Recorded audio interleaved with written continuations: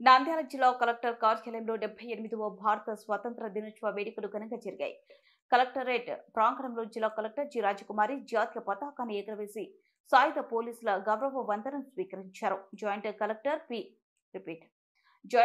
C. Vishnucharan, DRO Padmaja, collector సిబ్బంది తదితరులు పాల్గొన్నారు. ఈ సందర్భంగా జిల్లా కలెక్టర్ రాజకుమారి మాట్లాడుతూ, మన దేశ ఉజ్వలన భవిష్యత్తు కోసం మనమేం చేయాలన్నది దృష్టిలో పెట్టుకుని ఆ స్ఫూర్తితో ముందుకెళ్లి ప్రయత్నించి పనిచేస్తే అభివృద్ధి సాధ్యమవుతుందన్నారు.